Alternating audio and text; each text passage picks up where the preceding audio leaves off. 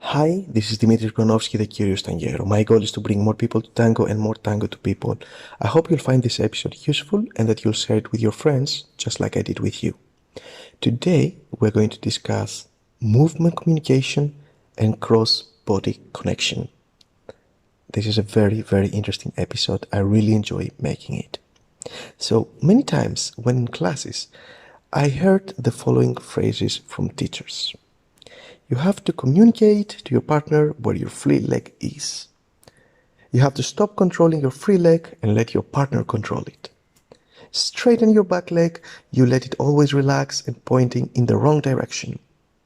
I can't feel where your body is. I cannot feel where your body is. And many more, around similar topics. When I hear statements like these, that sound like instructions, I try to understand if they're actually instructions or they just ask for a final result without providing a way to get there. Well, for me, all the above are not instructions on what to do, but on what result they expect. And this episode is about 3 realizations that help me understand how we communicate our free leg position, how elegant lines are created, and 3, how we connect different parts so that our partner can get access to them during the dance. Let's start with the third one. Connecting different parts of our body to allow our partner to either understand or control them. Most people believe that dissociation is the tool we use to stay in front of our partners. We rotate our chest so that we can continue looking at our partner during a hero, even though our feet might move toward different directions, for example. But for me, this is not the most important function of dissociation.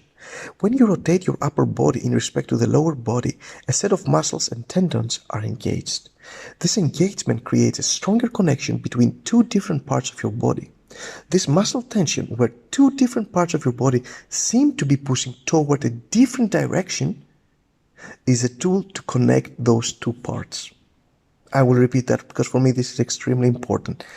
This muscle tension, where 2 different parts of your body seem to be pushing toward a different direction, is a tool to connect those 2 parts. And once that connection is achieved, your partner can use one part of your body to communicate to the other. If you start thinking of dissociation not only in terms of opposite rotation, but in terms of opposite direction that creates tension, you might start noticing that it exists everywhere. When your teachers tell you, for example, that the bottom part of the body needs to push toward the earth while the upper part goes to the sky, you are creating this tension that connects the 2 parts of the body. When your teachers tell you to push down your shoulder blades while you elongate your neck towards the sky, you are creating this tension that connects the 2 parts of the body. Opposite tension creates connection. Alright? I have come to perceive all these ways to create tension by expanding toward opposite directions as dissociation. So I call them dissociation, but what I mean is basically expanding toward an opposite direction. Whenever I want to create a clear connection between 2 parts of my body, I create that tension. To sum up, dissociation is a way to create tension, and that tension connects 2 parts of your body. Starting considering using dissociation, not in a limited way, communicating in pivots, staying in front of my partner, but as a connector of different body parts. Alright, my second point, communicating where the free leg is. With some followers or leaders, it is incredibly easy to understand where their free leg is and how to control it. Let's call them the A dancers, right? The good ones, the A. And that allows advanced dancers to stop a movement in the middle, to create elegant shapes and adornos, to control the size of a step, etc. But with some other dancers, this seems simply impossible. For me, the main difference is this. The A type of dancers create the motion of the free leg by pushing from the base leg. If you don't know how to do that in side, back, forward, side rotated, back rotated, and forward rotated steps, I highly advise you to find someone who can teach you that. To give you a simple example, try to take a side step to the left. If you start the movement of the left free leg by engaging the left leg's muscles, then you are not pushing from the base leg. I will repeat that. If you start the movement of the free leg of the left free leg by engaging the left leg's muscles, then you are not pushing from the base leg, which is the right leg. A functional push from the right leg would work something like this. Move your weight on the outside part of the right foot, your base, having clear contact on the whole surface of the foot from toes to heel. That moves your axis to the opposite direction than the one you want to step towards. Number 2, transfer your weight to the inside part of the right foot and start pushing the floor toward the right. So you're pushing the floor toward the right. Number 3, this will move your axis toward the left. And then number 4, your free left leg will move relaxed under your axis to step on the left, right under your axis, so that you arrive in a position of balance. Now, there are a lot of things that need to be explained for such a movement, but we will not get into that here. What's important is to understand this. The action of pushing with the base leg to the floor has the goal to move your axis. The free leg only moves as a natural consequence of it being under your axis. If you're able to do that, then your partner will know exactly where your free leg is, because they can feel where your axis is moving.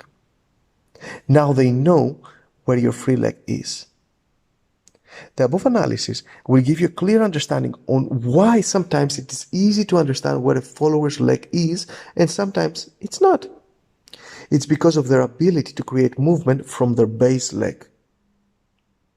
If they don't create the movement from the base leg, it's very hard to understand where the free leg is.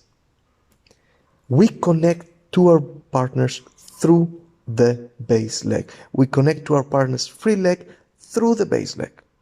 If you have a practice buddy, I highly recommend practicing pushing with the base leg and seeing how that affects your communication. And since we are at the topic of pushing with the base leg, let's see the origin of the elegant lines. When you see like dancers dancing and looking elegant, these beautiful lines. So when you start focusing on pushing with your base leg, you are forced to articulate your ankle. If you have a mirror, try this. Do the side step and focus on pushing with your base leg for as much as possible, as long as possible, till the very last moment. You might notice that your base leg creates a beautiful line and looks longer. This is why most of the professional dancers look elegant. Not because they try to do nice long steps, but because they focus on pushing with the base leg, articulating the ankle. So here's the summary. To create a connection between two different parts of your body, create a dissociation, an opposition of force. To create clarity on where your free leg is, push your axis with your base leg and let the free leg's movement be a consequence of the axis movement. And to create elegant lines, focus on pushing with your base leg. If you enjoy what you learned in this episode, please don't keep it with yourself to yourself. The best thing you can do, share it with your friends, just like I did with you. That's what social media and messaging apps are good for. You're helping them and you're helping me. The second best thing you can do is to visit thecurioustanguero.com/Argentine Tango. There you'll find a list of free and paid resources to help you improve and enjoy your tango. I'm updating that website. That was me. I'm updating that webpage often with new stuff, so make sure to revisit it every once in a while. thecurioustanguero.com/Argentine Tango. Thank you for listening. Enjoy your tango.